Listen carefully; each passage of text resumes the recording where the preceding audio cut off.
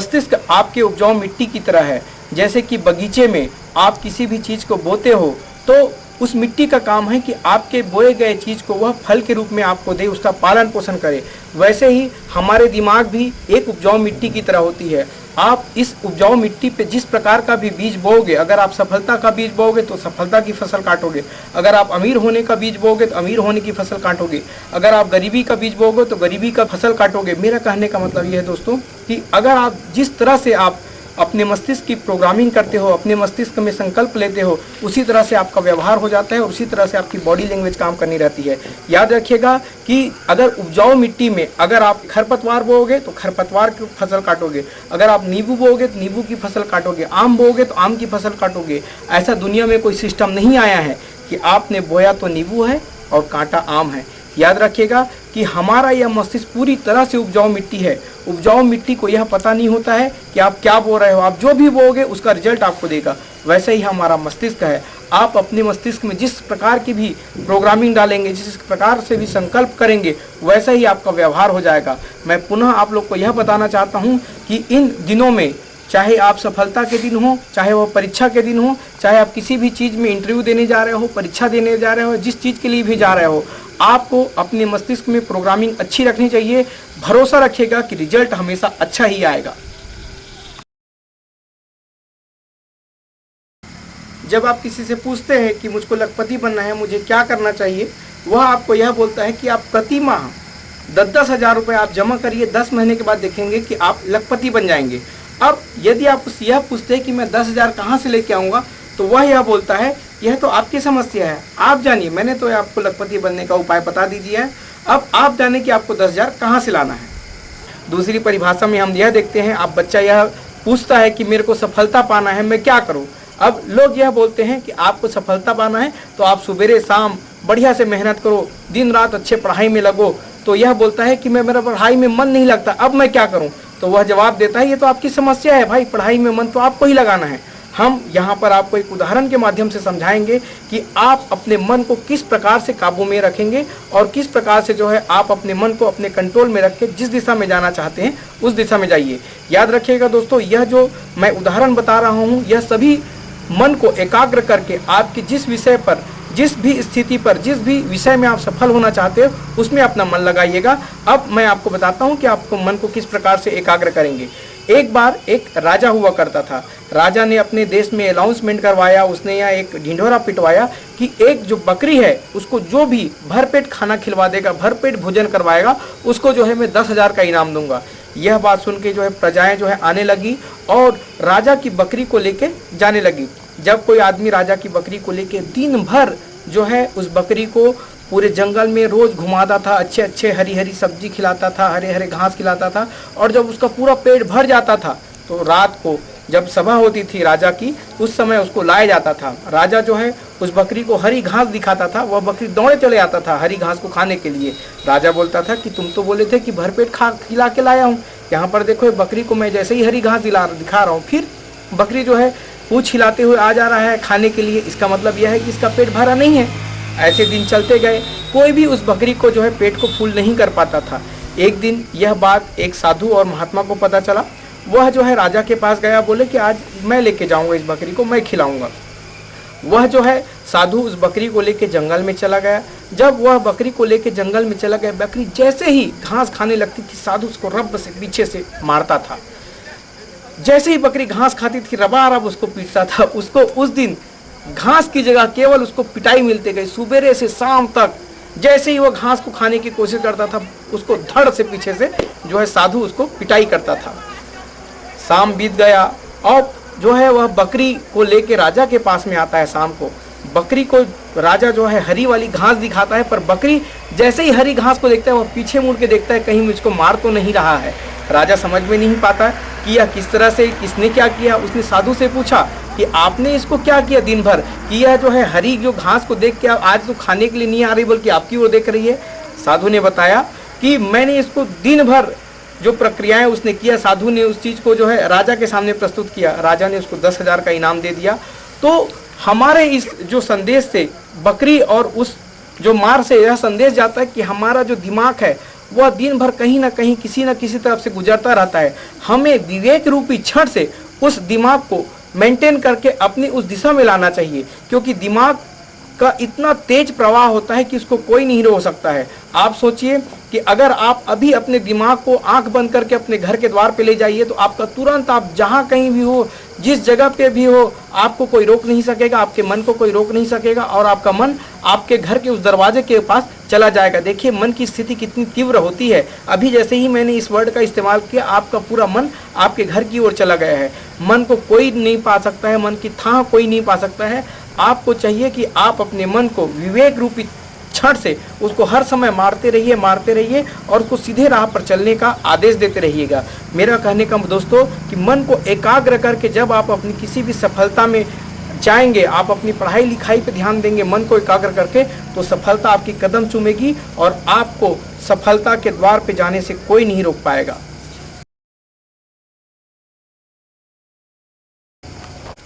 जब हम अपने लक्ष्य की ओर आगे बढ़ते रहते हैं तो कुछ समय के बाद में हमारे मन में एक ऐसी स्थिति भी आती है कि हम क्या करें, हमारा मस्तिष्क कुछ भी काम करने नहीं लगता है। उस स्थिति में आप अपना सब काम धाम छोड़ के बैठ जाते हैं, सो जाते हैं और वह दिन आपका बेकार चला जाता है।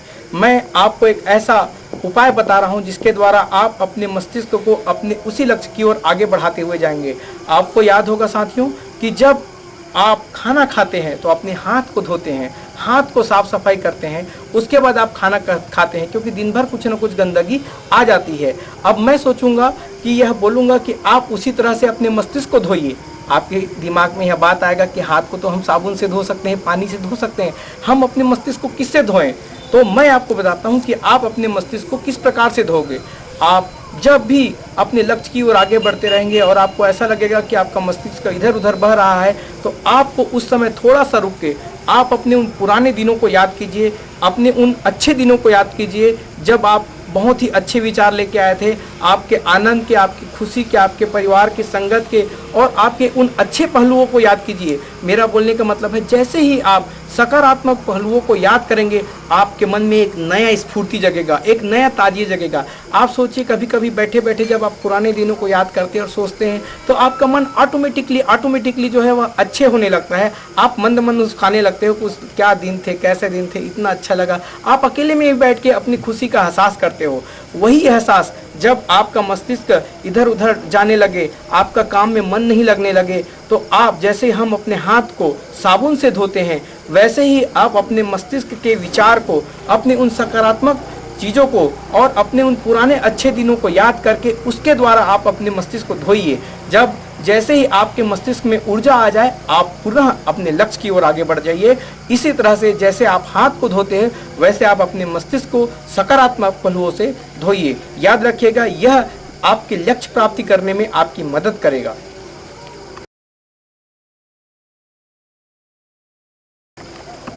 यदि आप अपनी योग्यता को बुरे कामों में लगाने से इनकार कर देते हैं, चाहे उसके लिए आप कुछ भी पुरस्कार मिल रहा हो, तो इससे आपकी सफलता की शक्ति हजारों गुना बढ़ जाएगी।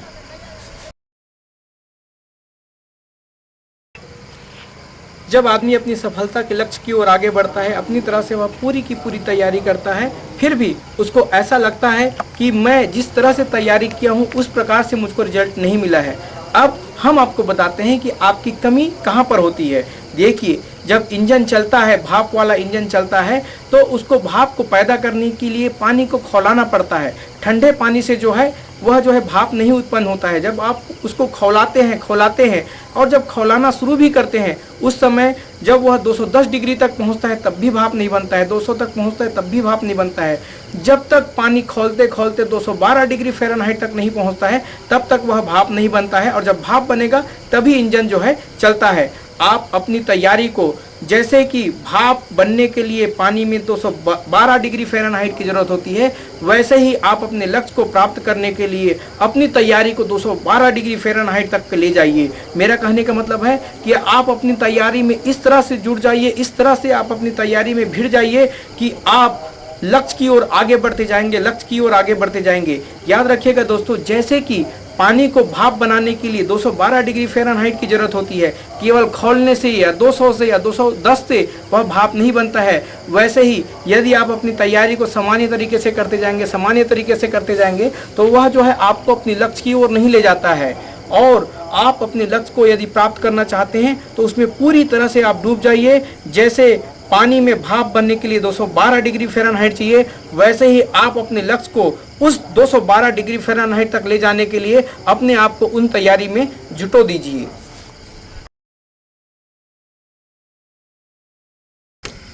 एक घंटे का जादू देखा है आपने? हम आपको बताते हैं यह 1 घंटा अपने अंदर किन किन चीज़ों को समावेश किया रहता है। यदि कोई भी आदमी 1 घंटा किसी भी काम को सीखता है तो वह 1 साल में इतना एक्सपर्ट बन जाता है कि वह उस विषय की बारीकियों को बहुत ध्यान से कर पाता है।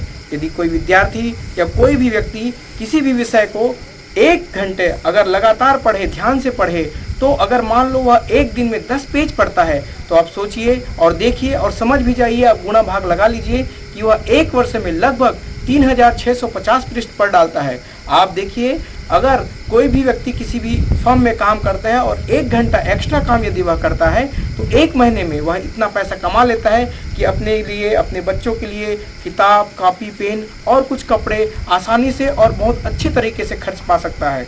अगर 1 घंटा और केवल 1 घंटा अगर किसी भी विषय को पढ़ा जाए तो आदमी 1 साल में उस विषय में एक्सपर्ट कहलाने लग जाता है।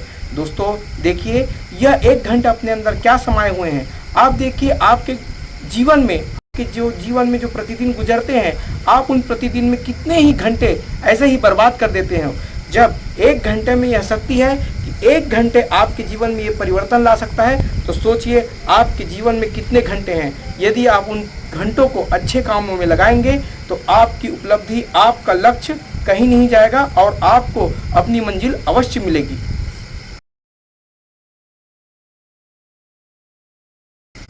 यदि आप किसी परीक्षा की, किसी एग्ज़ाम की तैयारी कर रहे हैं और आप उस विषय में सफल होना चाहते हैं तो हम आपको कुछ टिप्स दे रहे हैं जिसके माध्यम से आप अपनी उस लक्ष्य को प्राप्त कर सकते हैं। उस परीक्षा में आप एग्ज़ाम को अच्छे अंकों पे ला सकते हैं। उसमें सबसे पहला टिप्स है कि आप अपना टाइम टेबल बनाइए कि मुझको इस टाइम पर यह विषय पढ़ना है। अब जब आप रोज़ की तरह उस टाइम टेबल में अपना पढ़ना स्टार्ट करते हो तो मान लो हो सकता है आपने जो पहला टाइम टेबल निर्धारित किया है कि अंग्रेजी पढ़ना है, उसके बाद गणित पढ़ना है। अब किसी दिन आपको ऐसा लगता है कि अभी आपको अंग्रेजी पढ़ने का मन नहीं है और वह टाइम टेबल जो है अंग्रेजी पढ़ने का है, तो आप जो है उस समय उसी चीज़ को पढ़िए जिस पर आपका मन जा रहा है। जैसे कि आपका अंग्रेजी पढ़ने का मन नहीं है, अभी गणित करने का मन है, तो आप जो है गणित को कीजिए और गणित के टाइम पे आप जो है अंग्रेजी को पढ़ लीजिए। इस प्रकार से जो है आपका टाइम टेबल चलता रहेगा। यदि आपको पढ़ने का मन नहीं कर रहा है तो आप उस मेथड को लागू कीजिए जो हमने पिछले समय बताया था कि आप अपने दिमाग को किस तरह से सकारात्मक पहलुओं में लाते हुए रिचार्ज करेंगे। यदि आप किसी विषय को बार बार याद करते हैं और वह याद नहीं होता है, आप परेशान हो जाते हैं कि यह याद क्यों नहीं हो रहा है, मैं बार बार इतना मेहनत कर रहा हूँ फिर भी यह याद क्यों नहीं हो रहा है। आइए हम एक ऐसे मेथड के बारे में आपको जानकारी देते हैं जिस मेथड के थ्रू से आप इस चीज़ से आप परेशान हैं वह भी आपका समस्या का समाधान हो जाएगा। वह होता है दोस्तों चेतन मन और अचेतन मन की अवस्था।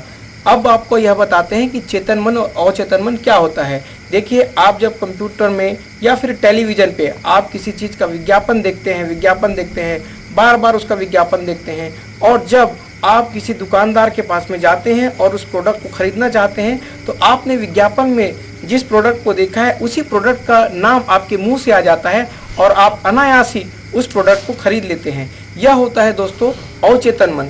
अचेतन मन की स्थिति में जब भी आपको कोई चीज़ बोला जाता है तो वह आपके ब्रेन के मस्तिष्क में चला जाता है और वह अनायास ही आपके स्वभाव में उतर जाता है। आइए हम आपको बताते हैं कि आप किस प्रकार से अपने सब्जेक्ट को उस अचेतन मन की स्थिति में लाएंगे। जब आपसे कोई चीज़ याद नहीं हो रहा होता है तो आप सोते समय अपनी पूरी बॉडी को कंट्रोल करें। और कंट्रोल किस प्रकार से करेंगे? आप जो है नख से लेके सर के बाल तक अपनी बॉडी को स्थिर करने का प्रयास कीजिए। अब स्थिर कैसे करेंगे? आप जो है सोचिए सोते समय अपनी पूरी बॉडी से कि मेरा जो है नख जो है शून्य होते जा रहा है, शून्य होते जा रहा है। नक के बाद जो है आप एड़ी पे आएंगे, एड़ी के बाद माड़ी पे आएंगे, माड़ी के बाद कमर पे आएंगे, कमर के बाद पेट पे आएंगे, पेट के बाद जो है कंधे, और उसके बाद में सर, और उसके बाद में बाल तक आएंगे। जब आप बाल की स्थिति तक आ जाते हैं तो आपका पूरा शरीर जो है शून्य की स्थिति पे चला जाता है। अब आपको जो चीज़ याद नहीं हो रहा था उस चीज़ को आप उस मैटर को याद करने की कोशिश कीजिए और आप उसको हल्के से धीरे से जो है दोहराने की कोशिश कीजिए। जब आपका यह मन उस हल्के से धीरे से दोहराते दोहराते उसमें डूब जाएंगे और आपको धीरे धीरे नींद आ जाएगा। आप दूसरे दिन देखेंगे कि आपको वह चीज़ जब आप एक बार पढ़ेंगे आपको याद हो जाएगा। यह होता है दोस्तों अवचेतन मन की स्थिति। याद रखिएगा, किसी भी चीज़ को अगर आपको याद करना है तो आप जो है सोते समय उस अवचेतन मन की स्थिति में उसको डाल दीजिए। आप देखेंगे कि वह आपके स्वभाव में उतर आएगा। जब आपसे वह मैटर याद हो जाए तो याद रखिएगा साथियों कि आप याद किए हुए मैटर को अपने कॉपी में लिख लिख के जरूर देखें, क्योंकि जब आप परीक्षा दिलाने जाएंगे तो वहाँ पर यह नहीं देखा जाता है कि आपके दिमाग में क्या है, आपने क्या याद किया है, आपने कितना याद किया है। वहाँ पर तो केवल लिखा जाता है। तो याद रखिएगा कि जब आपकी तैयारी कंप्लीट हो जाए तो बार बार जो है उसको लिख के जरूर देखिएगा, क्योंकि आपको परीक्षा में लिखना ही पड़ेगा।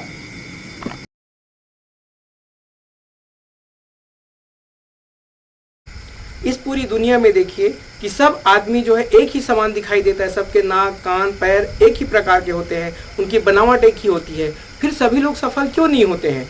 उन सफलता के पीछे उनका सोच है, उनके आपकी आपसी सामंजस्य है, वह किन लोगों के साथ रहता है, कैसे उठता बैठता है, यह सब डिपेंड करता है। मैं आपको एक कहानी के माध्यम से यह समझाना चाह रहा हूँ कि आप देखिए कि वह साथ उसको कहाँ तक ले जाता है। एक बार दोस्तों एक जो है शेरनी जो है गर्भावस्था में थी और उस गर्भावस्था के दौरान जब वह एक चट्टान से दूसरे चट्टान पे छलांग लगाती थी तो ईश्वर की देन थी कि उसी समय जो है उसका जो है गर्भ आ जाता है और वह एक बच्चे को सीसी रूपी जो शेरनी का बच्चा है जन्म लेता है। वह शेरनी का बच्चा जो है नीचे में जो भेड़ियों की झुंड जा रही थी उसमें मिल जाता है।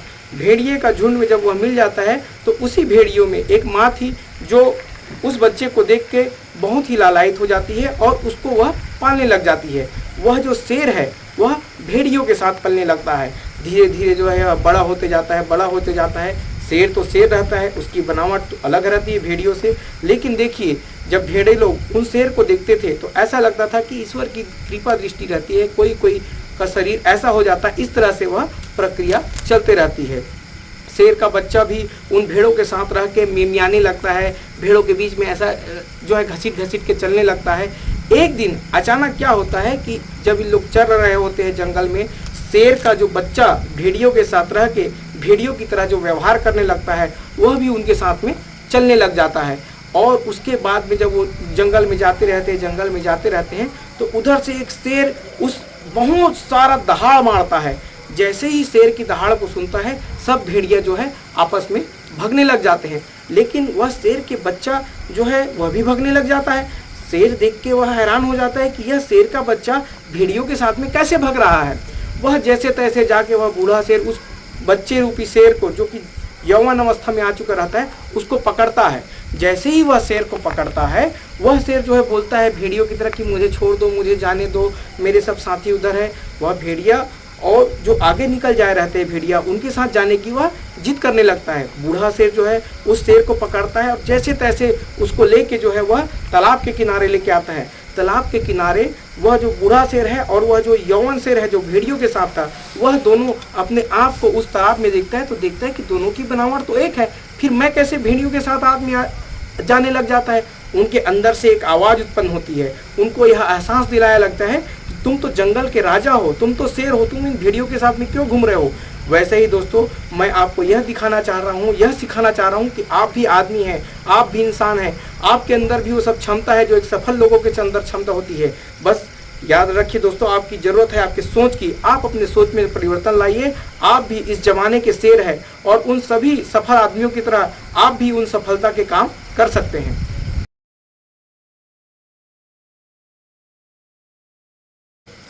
आप अपनी कमजोरियों को अपनी सफलता के रूप में परिणित कीजिए। उसके लिए आप जो है अच्छे गुरुओं का चुनाव कीजिए, क्योंकि एक अच्छा गुरु ही आपको यह बता सकता है, यह समझा सकता है और यह करा भी सकता है कि आप अपनी कमजोरी को किस प्रकार से अपनी सफलता के रूप में बदलते हैं। आइए मैं एक प्रसंग के माध्यम से आपको समझाता हूँ कि आपकी कमजोरी को गुरु किस प्रकार से सफलता में परिणित करता है। एक बार एक इंस्टीट्यूट में एक जो है दाएं हाथ से कमजोर लड़का, जिसका पूरा दायां हाथ ही नहीं था, वह कराटे की इंस्टीट्यूट में जो है कराटा सीखने जाता है। कराटा सीखते समय वह अपने गुरुजी को बोलता है कि गुरुजी मुझको कराटे में एक्सपर्ट बना दो, मुझको कराटे में चैंपियन बना दो। गुरुजी उसकी जो है स्थिति को देखता है, वह देखता है कि इसका तो दायां हाथ नहीं है और इसको जो है कराटे में कैसे एक्सपर्ट बनाए। समय बीतता जाता है, सारे लड़कों को वह पैतरा भी सिखाता है और वह जो एक प्रक्रिया जो चलती है उस प्रक्रिया में सभी को सिखाना शुरू करता है।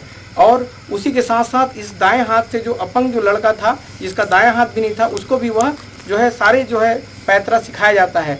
धीरे धीरे जब समय बीतता जाता है तो गुरुजी जो है उस जो लड़के को एक विषय में बहुत ही पारंगत करता है। वह जो है समय आता है और एक दिन वह मुकाम भी आ जाता है जब सारे लड़कों का जो है, जैसे आपका परीक्षा होता है वैसे उनके कराटे का जो है प्रतिभागी लोग आपस में साथ और सम्मिलित होते हैं। आप देखते हैं और देखते वह लड़का एक दूसरे प्रतिद्वंदी से आगे बढ़ते वह जो दाएं हाथ से कमज़ोर लड़का था वह चैंपियन बन जाता है। उसके आंखों में आंसू आ जाता है कि मैं दाएं हाथ का जो कमज़ोर हूँ वह कैसे इन लड़कों के बीच में चैंपियन बन गया। वह अपने गुरुजी के पास जाता है और गुरुजी को बोलता है कि क्या गुरुजी, आपने मेरे को जो पैतरा सिखाया था, क्या वह पैतरा इन बच्चों को नहीं सिखाया था जो ये लोग मेरे को प्रतिद्वंदी में हरा नहीं पाए। गुरुजी बोलता है, बेटे तुम जो है दाएं हाथ से कमज़ोर थे और मैंने तुमको उसी पैतरे में एक्सपर्ट बनाया कि जो इस पैतरे का तोड़ नहीं होता है। जिस पैतरे में मैंने तुमको एक्सपर्ट बनाया था उस पैतरे का तोड़ यह था कि जब तक आदमी तेरा दायां हाथ जो कि तेरे पास नहीं है उसको पकड़ेगा नहीं, तब तक तुमको कोई हरा नहीं पाएगा। अब चूंकि तेरे पास तो कोई दायां हाथ है ही नहीं, तो वह उस प्रतियोगिता में कोई भी तुमको हरा नहीं पाया और इस प्रकार से तुम एक्सपर्ट बन गए। याद रखिए, गुरुओं में वह शक्ति होती है कि वह आपकी कमजोरी को भी आपका साधन और शक्ति बना सकता है। समय का एक निश्चित माप होता है। हम समय को सेकंड, मिनट, घंटे, दिन, सप्ताह,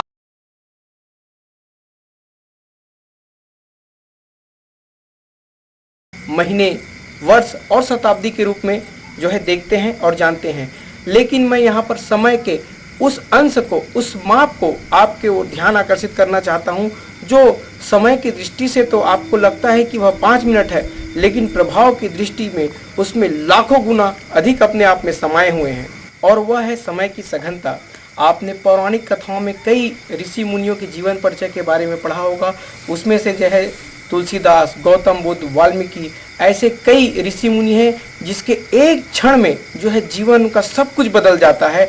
और यहाँ हम लोग रोज जो है उपदेश सुनते हैं और कुछ नहीं बदलता। तो क्या उस एक क्षण में अपने अंदर समय की कितने लाखों गुना को प्रभाव की दृष्टि से अपने हुए समाये हुए हैं, जो उसके एक क्षण को वो पूरा उसके जीवन को बदल देता है। आइए हम उस समय की सघनता के बारे में आपको कुछ वृतांत प्रस्तुत करें। यदि आप किसी दुकान में जाते हैं और उस दुकान में जाकर आप यदि गन्ने का रस पीते हैं तो आपको महज 2 मिनट में जो है गन्ने का रस मिल जाता है और आप जो है 2 मिनट में उस गन्ने के रस को पी लेते हैं। लेकिन आप दूसरे दृष्टिकोण से देखिए कि वह 2 मिनट में पिया जाने वाला गन्ने का रस अपने अंदर कितने समय को समाये हुए हैं। मान लो आप उस गन्ने को पैदा करके यदि पीना चाहेंगे तो सोचिए, आपको पहले गन्ने की खेती करना पड़ेगा, उसकी देखभाल करना पड़ेगा, उसको जो है काट के लाना पड़ेगा और फिर पिरो के जो है आपको रस पीना पड़ेगा। इस प्रकार से यदि आप गन्ने का रस पीना चाहेंगे तो लगभग 4 से 6 महीने लग जाएंगे। और यह 4 से 6 महीने आपके जो है 2 मिनट में पी लिए। तो यह जो है दोस्तों गन्ने का रस जो है 2 मिनट में जो आपने पिया है, यही है समय की सघनता। मुझसे अक्सर लोग पूछते हैं कि आप तो नौजवान हैं, आपकी पत्नी है, आपके बच्चे हैं और आपका कारोबार इतना फैला हुआ है, इतना बड़ा हुआ है, तो आप अपने गृहस्थ और दायित्व का निर्वाह किस तरह से करते हैं और आप उसे किस तरह से समय देते हैं। मेरा जवाब यह होता है कि सवाल यह नहीं है कि आप अपने परिवार के साथ में कितना समय बिताएं, सवाल यह है कि आप अपने परिवार के साथ में किस तरह से बिताएं। अब यहाँ किस तरह में जो है समय की सघनता को लिए हुए हैं। आप देखते हैं कि एक जो है परिवार अपने साथ में दिन भर रहता है, आप उनके साथ में दिन भर रहते हो, आपका परिवार भी दिन भर में आपके साथ रहता है, लेकिन एक दूसरे को यह आभास नहीं दिला पाते हो कि आप उनके साथ हो या परिवार आपके साथ में है। तो ऐसे रहने का भी क्या मतलब है? आप देखिए कि एक ही दंपत्ति जो है सालों तक एक छत के नीचे रहते हैं, परंतु जो है एक दूसरे से वह अनजान बने रहते हैं। तो वह रहना भी किस काम का रहना है जो एक दूसरे से अनजान बने हुए हैं। दूसरी तरफ देखिए कि कोई आदमी जो है 5 मिनट अपने परिवार के पास में जाता है, लेकिन उस 5 मिनट में अपने आप को इतनी समय की सघनता लेते हुए हैं कि उसका 5 मिनट 5 घंटों के बराबर लगता है। यही है दोस्तों समय की सघनता।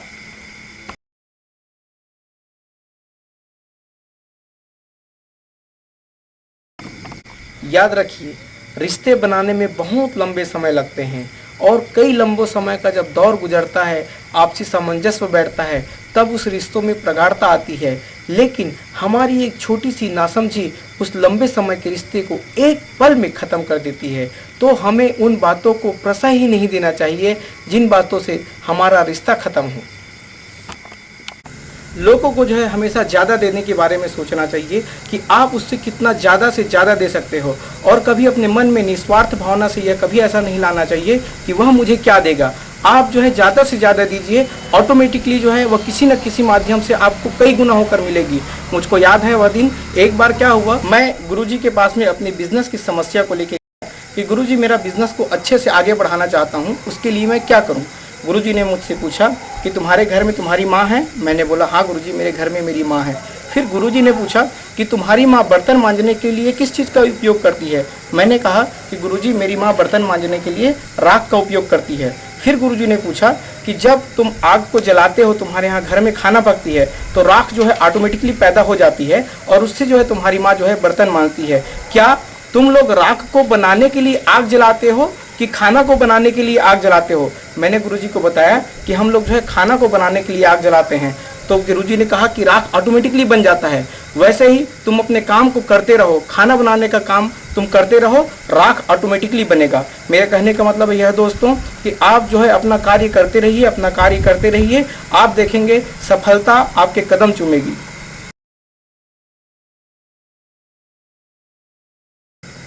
एक दर्जन का मतलब 13 होता है। मैं अपनी डिक्शनरी में एक दर्जन का मतलब 13 लेके चलता हूँ। अब मैं बताता हूँ कि यह एक दर्जन का मतलब 13 कैसे होता है। मैं बचपने की अवस्था में था, मेरे दादाजी उस समय जिंदा थे। हमारे यहाँ जो है चना बूट की खेती होती थी। मेरे दादाजी जो है उस समय मेरे को चना बूट भेजने के लिए रायपुर भेजा करते थे, और उसके साथ में मेरे यहाँ से एक नौकर भी जाया करता था। नौकर जो है एक दर्जन में हमेशा 12 लेके चलता था, और जब हम लोग बैठते थे बहुत जने के बीच में, तो हमारी भी चना बूट की बिक्री होती चलती थी, परंतु वह एक दर्जन में 12 लगा के देता था। मैं 2 दिन उसके साथ में गया, फिर मैंने एक सिस्टम बोला दादाजी को कि दादाजी क्यों ना हम 12 के साथ एक्स्ट्रा दें। तो दादाजी ने मेरे को बोला इससे तो बेटा हमको नुकसान होगा। फिर मैंने बोला कि दादाजी नुकसान तो होगा ही होगा, लेकिन जो हमारे कस्टमर बनेंगे उनको और अच्छा मिलेगा, और हम लोग जो चना बूट को बांधते हैं तो किसी किसी में फल लगता है, किसी किसी में नहीं लगता है, लेकिन जब हम उसको एक लगा के और ज़्यादा देंगे तो वह जो है एडजस्ट हो जाएगा। मेरा यह फार्मूला काम आया, और जब हम मार्केट में बैठ के चना बूट बेचने लगे तो हम लोग 12 की जगह 13 जानबूझ के देने लगे। लोग जब गिनते थे बोलते थे कि चुपचाप चले जाते थे। कई लोग तो बोलते थे कि ये 13 है, फिर भी हम बोलते थे कि इसमें कोई कम और ज़्यादा होगा तो वह एक में एडजस्ट हो जाएगा। इस प्रकार से हमारा जो व्यवसाय है, हम लोग सवेरे चना बूट लेके जाते थे और हमारा चना बूट जो है मिनटों में बिक जाता था, क्योंकि हम 12 की जगह 13 देते थे। मेरा कहने का है मतलब दोस्तों कि आप जो है जिस किसी भी व्यवसाय में हो, जहाँ भी व्यवसाय में हो, चाहे आप सर्विस के व्यवसाय में हो, चाहे आप कुछ भी के व्यवसाय में हो, लोगों को उसकी आवश्यकता से थोड़ा ज़्यादा दीजिए। वह आपके लिए हमेशा आभारी रहेगा, और जब भी उसको खरीदने की बारी आएगी वह आपको ढूंढते हुए आएगा। क्योंकि हमारा ही सिस्टम यही था कि जब हम लोग पहले जाते थे चना बूट को लेके, तो 2-2 बजे तक हमारा चना बूट बिक नहीं पाता था, और हम लोगों को जो है चना बूट करने में मेहनत करनी पड़ती थी। लेकिन जब से मैंने 12 का जो फार्मूला 13 किया, तब से हमारी जाते ही हमारा पूरा चना बूट बिक जाता था, और दादाजी बहुत खुश हुए। अपने बिजनेस के बढ़ावा देने के लिए जो है दोस्तों हमें जो है थोड़ा सा जो है मानसिकता को चेंज करनी पड़ती है। आप सोचिए कि अगर आप कोई दुकान वाले हो, कोई सब्जी वाले हो, और यदि आप सब्जी को तौलते हो, मान लो कोई 1 किलो आपसे कुछ भी सब्जी मंगा, मान लो टमाटर ही मंगा, और आपने तराजू ऐसा किया और उसमें जो है सब्जी आपने 1 किलो से थोड़ा सा ज़्यादा डाल दिया। अब जब आपने देखा कि बट 1 किलो से ज़्यादा है, तो आप जो है उसमें से जो है सब्जी जो है वह निकालने लग जाते हो। जब आप सब्जी निकालने लगते हो तो सामने वाले बोलता है भैया कितना निकालोगे, पूरा ही निकाल लोगे क्या? तो आपको ऐसा लगता है, देते हो आप और बोलते हो भैया मैं तो 1 किलो के बराबर ही दे रहा हूँ, लेकिन उस समय सामने वाले की मन की स्थिति ऐसा लगता है कि आप जो है उसके जो है जेब से वो चीज़ निकाल रहे हो। ध्यान में रखिएगा दोस्तों कि जब भी आप किसी भी चीज़ को तौलें तो आप पहले थोड़ा सा कम रखें, और थोड़ा सा कम रखने के बाद में जब उसको तौलोगे और वह चीज़ डालोगे पूरी करने के लिए, तो सामने वाले को ऐसा लगता है कि मेरे में और कुछ डाल रहा है, मुझको और कुछ ज़्यादा दे रहा है। तो याद रखिएगा, तौलते समय जब आप बिजनेस में हैं और किसी भी चीज़ के तौल कर रहे हैं तो पहले थोड़ा सा कम रखिए, उसके बाद उसमें दे। आप जो है ज़्यादा रख के अगर उसको निकालोगे तो सामने वाले को ऐसा लगता है कि उसके चीज़ से, उसके जेब से आप वो चीज़ निकाल रहे हो, और हो सकता है वह सामान खरीदने के बजाय दूसरी बार आपके पास ना आए। तो आप यह चाहते हो कि आपके पास में हमेशा आए, लगातार आए और चलता रहे आपके व्यवसाय, तो इन छोटी छोटी चीज़ों को अवश्य ध्यान में रखें। मैं जो है कंप्यूटर के बिजनेस से संबंध रखता हूं, और मैं जो है अपने कस्टमर को थोड़ा सा ज़्यादा सर्विस देना बहुत पसंद करता हूं, क्योंकि यह मेरी थोड़ी सी ज़्यादा सर्विस के कारण मेरा जो है व्यवसाय वह बहुत ही वृहद रूप में होता है।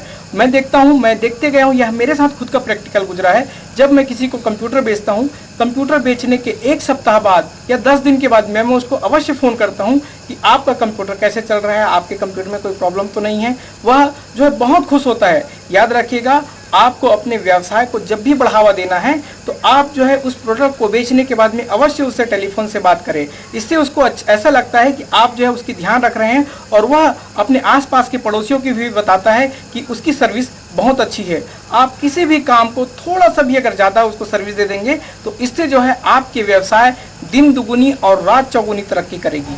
हमें क्वांटिटी पे ध्यान न देकर क्वालिटी पे ध्यान देना चाहिए, क्योंकि अगर आपके अंदर क्वालिटी आ गई तो आपका व्यवसाय निश्चित रूप से अच्छा चलेगा।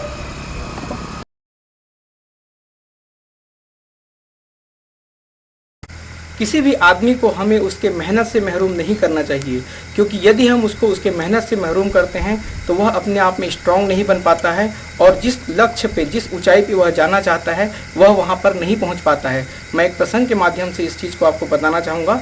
एक बार क्या होता है कि कॉलेज में जो है विद्यार्थी और प्रोफेसर आपस में पढ़ा रहे थे। प्रोफेसर जो है उनको भौतिक और विज्ञान की परिभाषा में उसको समझा रहे थे।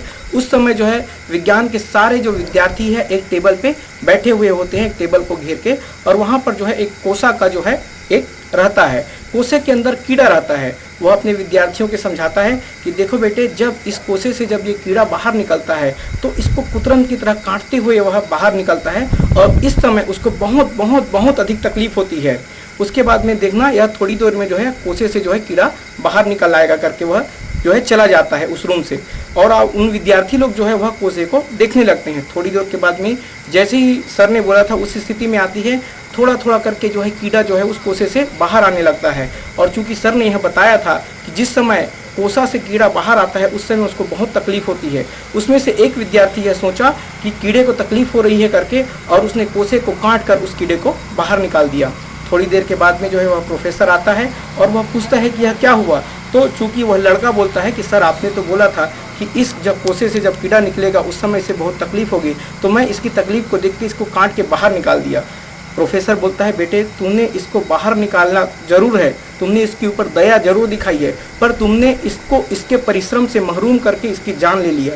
क्योंकि जिस समय कोसा से कीड़ा बाहर आता है और जिस समय वह स्ट्रगल करता है उसी समय जो है उसके पंख का निर्माण होता है और उसी से वह जिंदा रखता है। तुमने इसको इसकी मेहनत से महरूम करके इसकी सहायता करने के बजाय इसको मार डाला।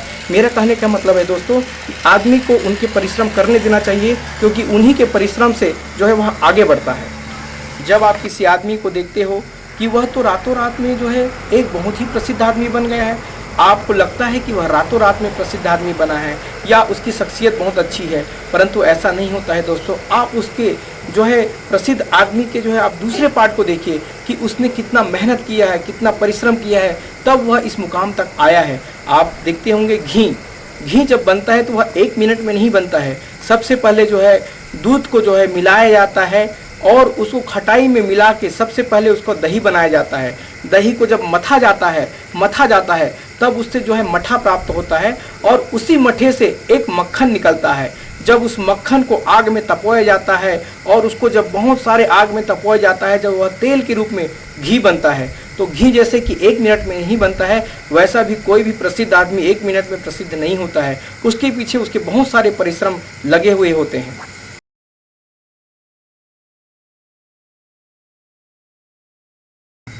क्या आपने यह नहीं देखा है कि लोगों के पास में अपार धन दौलत रहती है, उसके बाद में भी वह सुख की तलाश में रहते हैं। और आपने उस समय यह सोचा भी होगा कि इसके पास तो अपार धन दौलत है, फिर भी यह सुख प्राप्त नहीं कर रहा है। तो ऐसे धन दौलत किस काम का? जिस धन दौलत से मनुष्य सुख प्राप्त नहीं कर सकता, वह धन दौलत बिल्कुल बेकार है।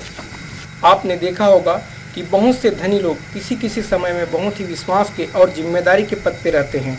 जब वह इस पद पे रहते हैं तो अनेकों प्रकार के जो है कार्य किए होते हैं, और जब जांच पड़ताल की बारी आती है और जांच पड़ताल शुरू होने लगता है तो वह जो है आत्महत्या करके ख़त्म हो जाता है। आपने कई ऐसे परिवारों को देखा होगा जो अपने परिवार के ऊपर लगने वाले कलंक के कारण मर जाते हैं। आपने कुछ ऐसे भी लोगों को देखा होगा जो दुख तकलीफ इतनी अधिक होती है उसके कारण मर जाते हैं। आपने यह सोचा होगा कि यह धन दौलत किस काम का होता है, परंतु मैं आपको बताना चाहता हूँ कि वह इसलिए नहीं मरता है कि उसके जांच पड़ताल हो रही है या उसके ऊपर कलंक लग गया है। वह इसलिए मरता है क्योंकि उसको अपने किए गए बुरे कामों के भांडाफोड़ हो जाने का डर रहता है। आम आदमी यह सोचता है कि उनके पास में मनुष्य को सुख करने के लिए जो जो चीज़ें चाहिए वह सब उसके पास है। मेरा कहने का मतलब है कि दुनिया जिसके पीछे बेहाल है, जिसके लिए वह दर दर भटकती है, वह है धन दौलत। और हम जब धनी लोगों को देखते हैं तो ऐसा लगता है कि उनके पास तो मकान है, भोग विलास की चीज़ों में वह 24 घंटे रहते हैं, वह तो एकदम सुखी प्राणी हैं। परंतु मेरे साथियों, मैं आपको बताना चाहता हूँ कि जब दुख के दिन आते हैं तो जिसको यह सुख संपत्ति धन समृद्धि कहते हैं वह इस तरह से निकल जाता है मानो उसके पंख लग गए हों। वे लोग इतने बेफिक्र होते हैं, वे ये समझते हैं कि हमने जो जमा किया है ठोस पूंजी वह हमेशा हमारा साथ देगा। कोई भी दुनिया की ताकत हमारी इस ठोस पूंजी को नहीं उखाड़ पाएगी और हम जो है सुख समृद्धि में हमेशा रहते हैं। लेकिन बदकिस्मती जब आती है तो उनके नीचे से पैरों तले दुनिया खिसक जाती है और वो जो सुख समझते हैं वह चंद मिनट में जो है वह पार होने लगता है। लेकिन यह वास्तविक सुख नहीं है। वास्तविक सुख जो है धन से पैदा नहीं होता है, वास्तविक सुख जो है वस्तुओं से पैदा नहीं होता है। वास्तविक सुख पैदा होता है आदमी के चरित्र से, आदमी के किए गए ईमानदारी कार्य से, आदमी के व्यक्तित्व से। आप जब किसी आदमी को देखते हैं तो अगर वह सच्चा सुखी आदमी होगा तो वह धन दौलत से सुखी नहीं होता है, वह सुखी होता है अपने आत्मविश्वास से, अपने किए गए सभी अच्छे कार्यों से। मनुष्य का जो निर्माण है वह ईमानदारी और सच्चे खाके से हुआ है। यदि जैसे ही वह बेईमानी का रूप को पकड़ता है, बेईमानी का काम शुरू करता है, तो यह छल और कपट के कारण में वह जो है सच्चा खाका अपने वास्तविक रूप में नहीं रहता और वह कभी भी सुख नहीं प्राप्त कर सकता। सुख को प्राप्त करने का एक ही और केवल एक ही रास्ता है, वह है ईमानदारी, सच्चा व्यवहार, लोगों के साथ में अच्छा व्यवहार। यह कितनी दयनीय स्थिति है कि मानव जाति जो है रुपए पैसे और धन दौलत के पीछे भाग रहा है। वह धन में ही अपनी खुशी और सुखी को ढूंढने की कोशिश कर रहा है। वह सोचता है कि धन प्राप्त होगा तभी मैं खुश होऊंगा और तभी मैं सुखी जीवन जीऊंगा। लेकिन ऐसा नहीं है दोस्तों। सुखी जो है यह एक मन की अवस्था है, मन का संसार है, और सुख जो है अपने अंदर में ही है। अगर सुख अपने अंदर में नहीं है तो आप जो है सारी दुनिया की चक्कर काट लो, आपको जो है सुख प्राप्त नहीं होगी। सुख एक मन की अवस्था है, एक तत्व है, एक सार है, और इसको किसी भी तरह से आप धन से तोलने की कोशिश करेंगे तो आप जो है सुख को ढूंढते रह जाएंगे। सुख केवल और केवल और केवल आपके अंदर में है। आपने गणित विषय तो अवश्य पढ़ा होगा। गणित विषय की एक मान्यता है कि गणित के सवालों को उसके जो नियम होते हैं उसी के अनुसार सॉल्व करने पड़ते हैं, और अगर आप उसके नियम के अनुसार उस सवाल को सॉल्व नहीं करेंगे तो वह सॉल्व नहीं होगा। उसी प्रकार से दोस्तों सुख का है। सुख का केवल एक ही सार है, वह है ईमानदारी से काम करना, ईमानदारी से रहना, लोगों के प्रति अपने अच्छे व्यवहार करना, छोटे छोटे जो है दया के भाव करना। आप जैसे जाते रहते हैं रोड में, किसी की सहायता कर देना और किसी की मदद करना, पढ़ाई लिखाई में किसी की मदद करना, निस्वार्थ सेवा करना, हो सके तो जहाँ तक हो सके अपनी जो योग्यता है उसको अच्छे कामों में लगाना। इन्हीं सब छोटे छोटे कामों को मिलाकर जो है सुख की जो है निर्माण होता है। आप यदि सोचेंगे कि मैं बहुत सारा धन इकट्ठा करूंगा तब सुख प्राप्त करूंगा, बहुत सारा जो है जायदाद इकट्ठा करूंगा तब प्राप्त करूंगा, तब तक तो आपकी उम्र चली जाती है। लेकिन आप देखिए कि आप अपने जीवन भर में आपने केवल अगर पैसे कमाने में ही लगाए तो आपने सुख कब होगा। सुख को एक अवस्था है, एक चीज़ है। आप जो है प्रतिदिन किसी न किसी की मदद कीजिए, किसी न किसी को जो है निस्वार्थ सेवा कीजिए। अपनी योग्यता से जो बन पड़ता है वह अच्छे से दयालुपन से जो है आप लोगों की सेवा करिए। वहीं से जो है सुख का निर्माण होता है, सुख की प्राप्ति होती है। धन जो है केवल एक माध्यम है, उसके द्वारा जो है आप सुख प्राप्त नहीं कर सकते हो। जब तक उस धन को आप अच्छे कार्यों में नहीं लगाएंगे, आपको मन की स्थिति की सुख प्राप्त नहीं होगी। अभी हम बात कर रहे थे आपके सामने गणित के प्रश्न उत्तर की। आप जानते हैं कि गणित के प्रश्न को हल करने के लिए उसके जो नियम कायदे होते हैं उसी के अनुसार ही हल किया जाता है।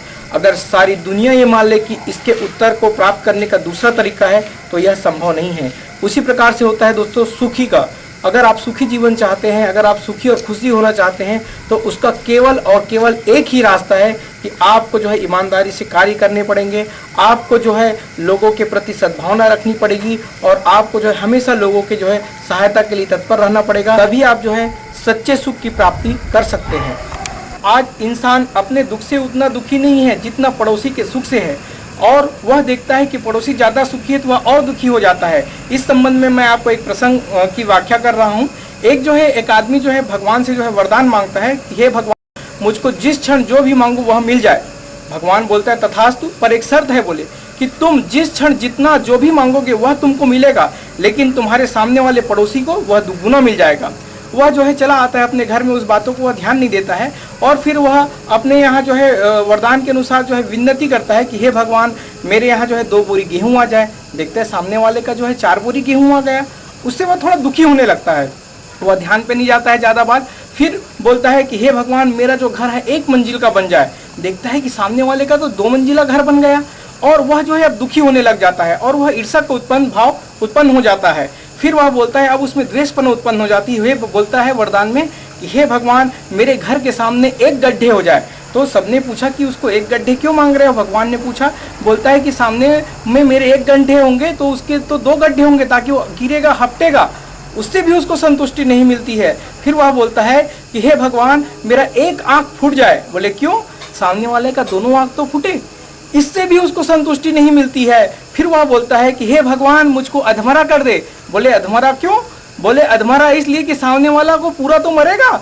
आज जो है स्थिति ऐसी हो चुकी है साथियों कि आज जो है आदमी जो है अपने जो है दुख से कम दुखी है और दूसरों के सुख को देख के वह ज्यादा दुखी होता जा रहा है।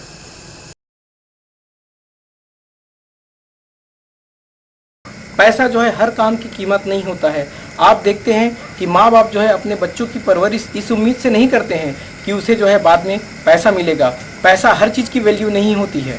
पैसा जो है हमेशा अक्ल की बात नहीं करता है। वह जब भी बातें करता है वह अपने अनुसार बात करता है। आपने ऐसा देखा होगा, ऐसा सुना होगा कि अक्सर लोग बोलते हैं कि हर एक चीज़ की एक कीमत होती है। अगर ऐसा कोई व्यक्ति बोलता है दोस्तों, इसका मतलब है वो खुद एक बिकाऊ व्यक्ति है। निष्ठा, अच्छे चरित्र और अच्छे व्यक्तित्व वाले लोग जो है वह बिकाऊ नहीं होते हैं।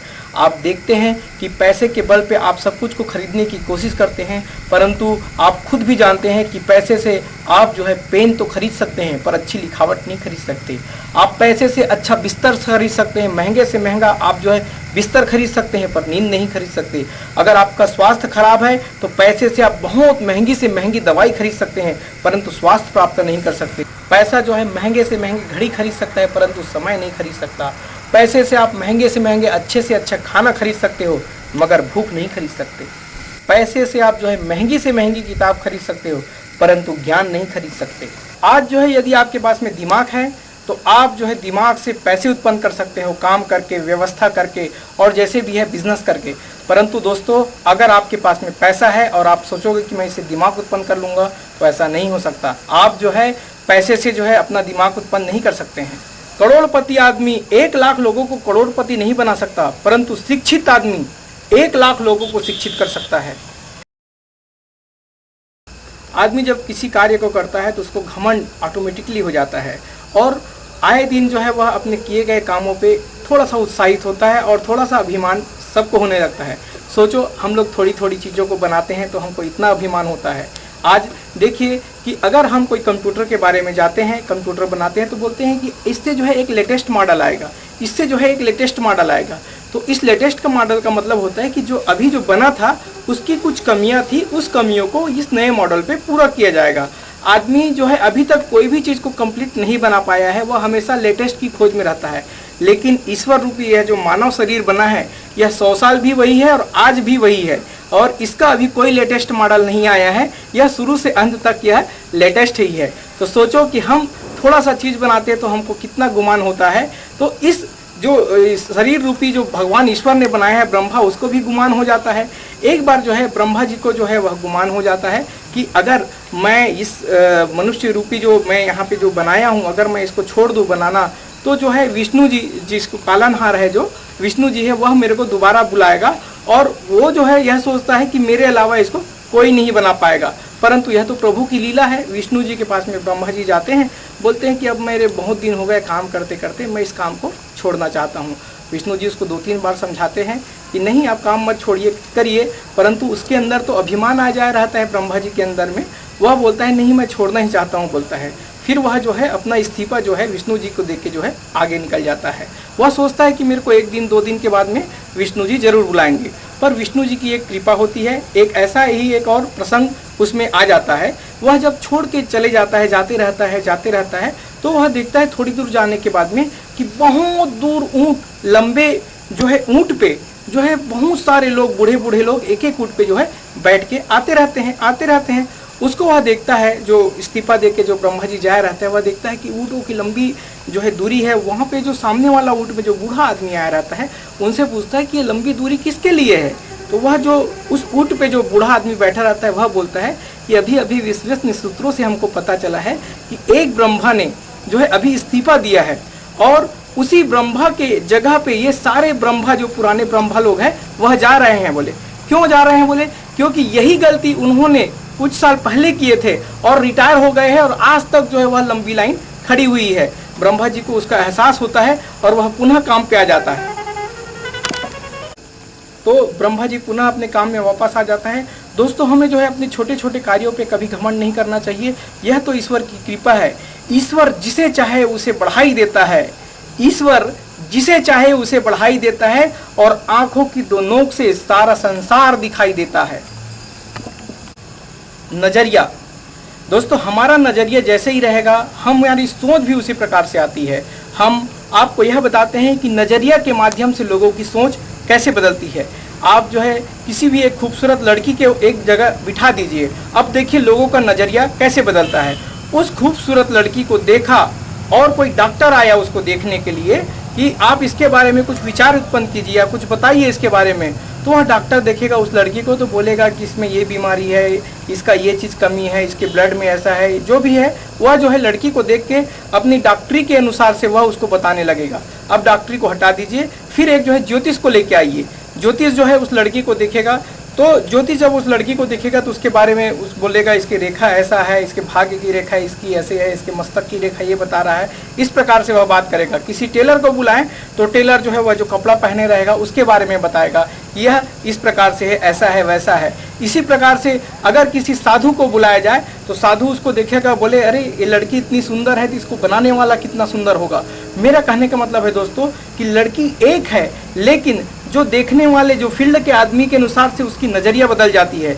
याद रखिए, अगर आपका नज़रिया बहुत अच्छा है तो आपकी पूरी बॉडी लैंग्वेज अच्छे से कार्य करेगा, और अगर आपका नज़रिया घटिया है तो आपकी बॉडी लैंग्वेज पूरे घटिया कार्य करेंगे, और यह जो है आपके शरीर के लिए नुकसानदेह है। इसलिए हमेशा जो है नज़रिया अपना बहुत ही अच्छा रखिए।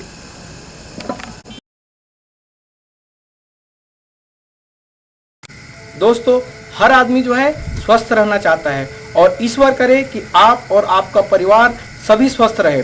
स्वस्थ की माप वजन से किया जाता है।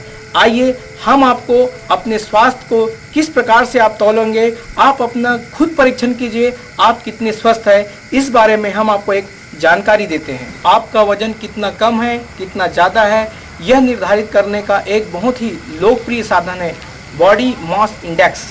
इसे हम BMI के नाम से जानते हैं। इसका आविष्कार 170 वर्ष पूर्व बेल्जियन P. अल्डोफ क्विल्टल ने किया था। आरंभ में इसका प्रयोग मोटापे के स्तर को मापने के लिए किया जाता था। BMI की गणना करने के लिए व्यक्ति के किलोग्राम को उसकी ऊंचाई मीटर के वर्ग से विभाजित करते हैं। उदाहरण के लिए, यदि आपका वजन 60 किलोग्राम है, ऊंचाई जो है 1.5 मीटर है, तो BMI इक्वल टू 60/1.5 का स्क्वायर करते हैं तो हमें प्राप्त होता है 26.7।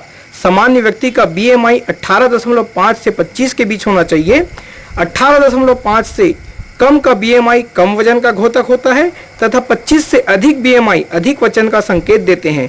30 से अधिक BMI के व्यक्ति को मोटा कहा जा सकता है।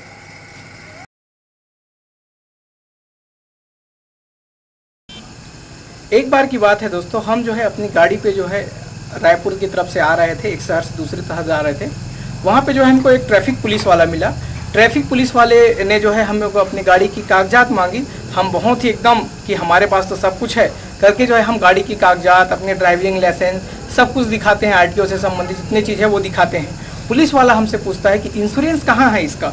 हमने बोला भाई हमारी गाड़ी है, हमको इंश्योरेंस कराना है नहीं कराना है हम जानेंगे, आप जो है गाड़ी की कागजात चेक करिए, हमारा जो है लाइसेंस देखिए और हमको जाने दीजिए, हमको जल्दी है।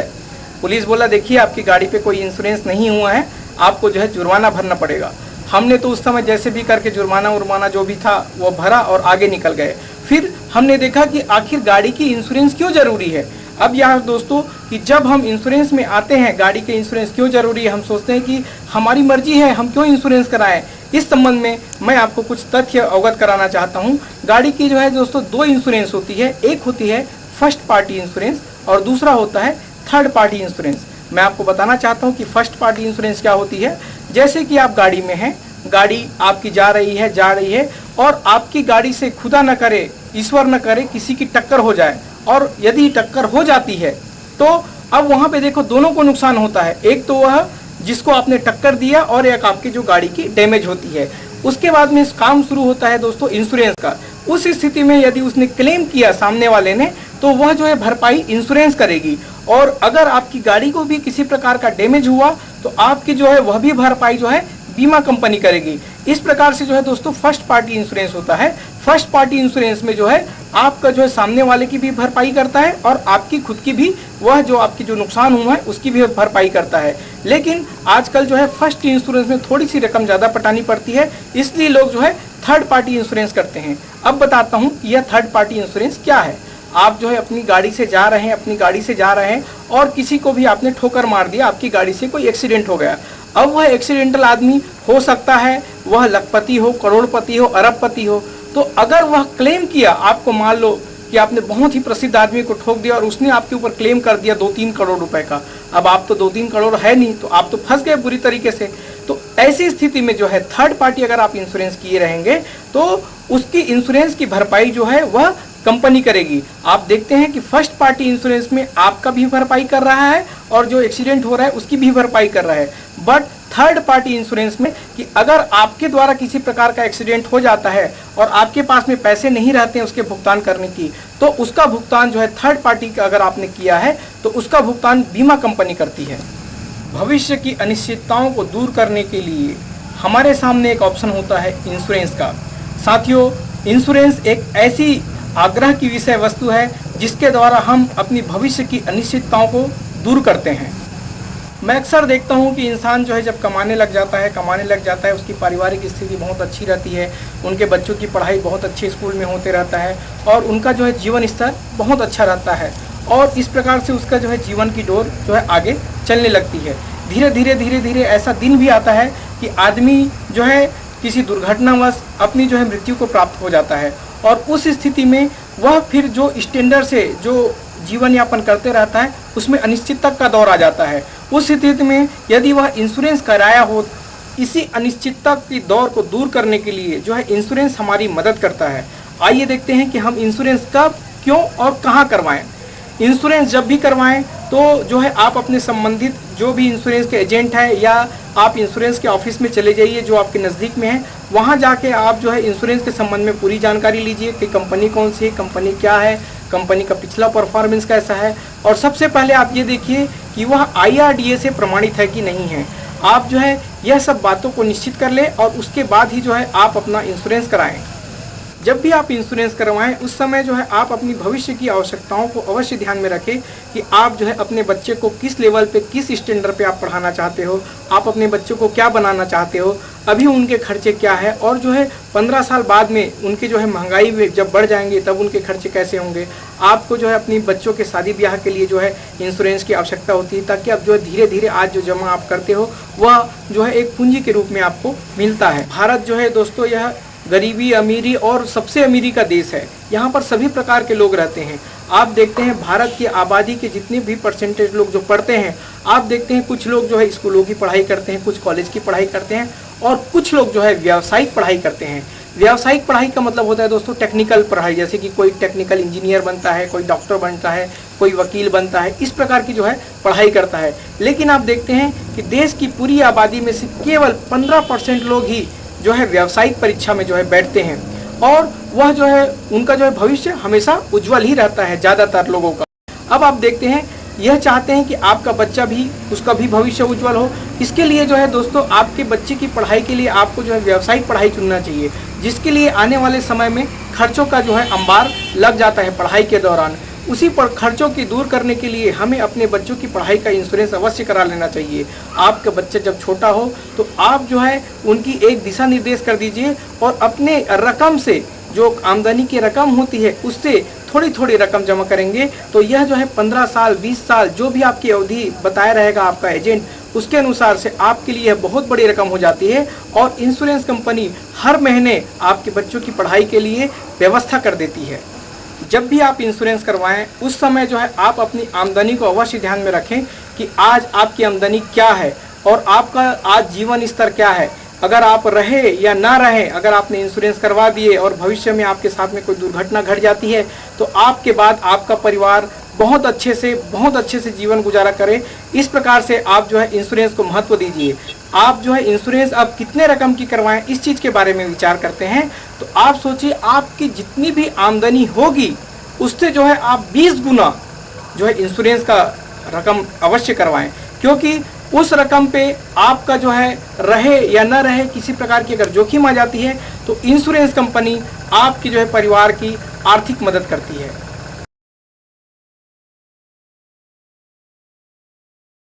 मायके में रहो या ससुराल में, जचकी कराओ सिर्फ अस्पताल में। दोस्तों याद रखिएगा कि जब आपके बच्चे का जन्म होता है उस समय जो है आप जो है अस्पताल में जाएं और अस्पताल में जो है वह डिलीवरी करवाएं।